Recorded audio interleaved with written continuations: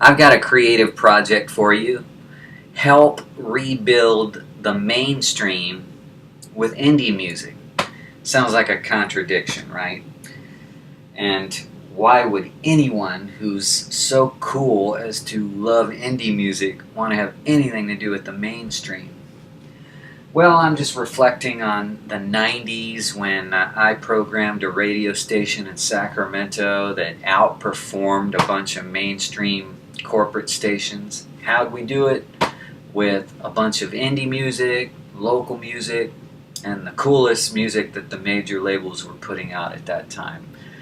And remember, there were 6 major labels back then, now there's 3. So that's a big part of the puzzle as to why music has become so awful and forgettable and disposable.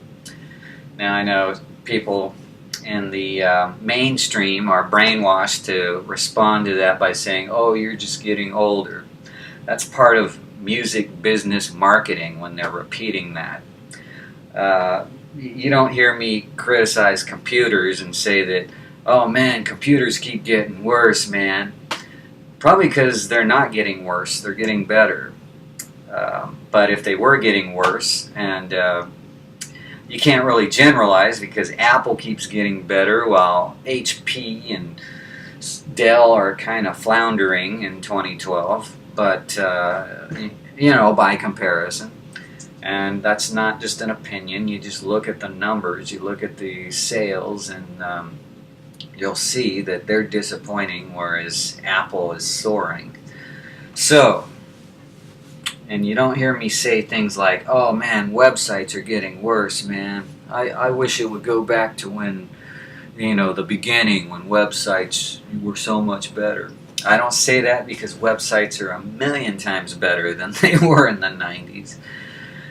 Music, though, is not profitable anymore. The music business has really fallen hard.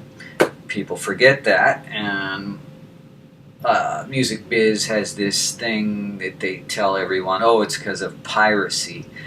No, it's because the music isn't as good as it used to be. That's why less and less people buy it. Just like if you were to name some other product, if it kept getting lamer, there's a good chance the sales would get lamer.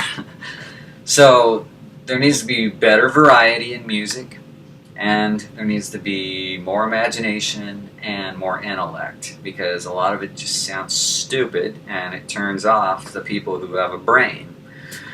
So, why do we want the mainstream to get better? You may be thinking the mainstream's always been bad and it'll always keep getting worse.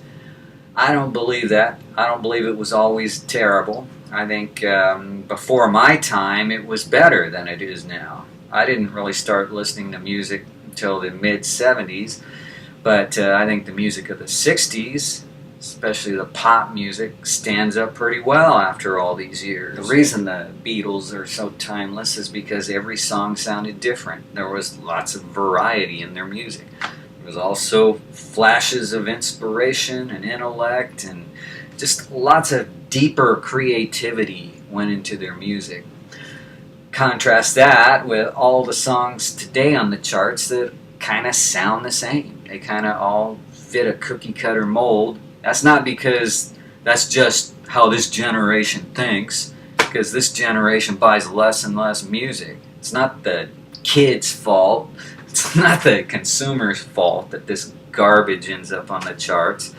It's the 3 major labels. Remember, at one time there were 6 major labels. Now there's 3 due to unprofitability. They keep consolidating and squeezing the catalogs into a shorter list of labels because they can't figure out how to market it in this new world. And the reason why they can't figure it out is because they're still trapped in the old world. The corporate types never freaking evolve, apparently. So, why is the mainstream important? That's a good question. That's because the world commonly believes that the mainstream represents the country. So, would you like the United States to continue to be embarrassing with this lousy list of popular songs? Did you know that like only a small percentage of people even like this music that's on top of the charts, that it's like less than 1% of America buys this junk on the charts, and maybe 99% are into something else. But if you tally up who's selling the most, it's still from the three major labels, because they control most of what's on the radio. And that has a wide reach, a wide audience, even though radio listening keeps falling. People still listen to it in their cars. I don't, but I know a lot of people do, just because they were born into that world. The habit of turning on your radio when you get in your car, hasn't dissolved yet completely. But when internet radio gets in your car, I guarantee you that will be the death of FM corporate radio, because it isn't doing anything to nurture itself to become something marketable in the future. It's by default that people listen to FM radio, although in some markets like San Francisco, the top station is the NPR station, KQED, which has intelligent talk, and they mix in music. So you can't just sit there and go, oh, the masses are dumb, because if given an opportunity to hear intelligent art and commentary, usually performs pretty well. And I learned that from programming Quad back in the 90s, that you can beat all your corporate competitors if you use a little brain power instead of falling for the old-fashioned prank that the masses are dumb. So instead of the mainstream charts being so embarrassing to where we don't even want to talk about it, it'd be cool if those charts began to reflect just a better art, more instrumentation, not the same cookie-cutter electronic templates that, rely on auto-tune, which is for beginners. And it's a simple thing, man. Just find people with talent instead of finding just these cute losers that don't know how to sing, don't know how to write songs, and auto-tune them to death till they sound like a machine, and just a generic disposable trash. We need less of that. We need more real artists. It's interesting to see Mumford & Sons on top. They have the #1 album this week, and they're an indie band, and they're actually real musicians. They even have a banjo in it. When was the last time the banjo was on a #1 album?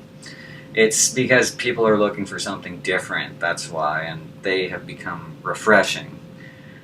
And, that's what I mean, where indie music should start to show up on the charts, and that can only be good for indie artists, because it means the money starts to go toward indie instead of these corporate monopolists who wrecked the sound of American radio with their boring cookie-cutter formulas. More and more people need to forget about the three major label music, because it's boring, and it's forgettable, and it's disposable. Anyway, that's all I have for you today.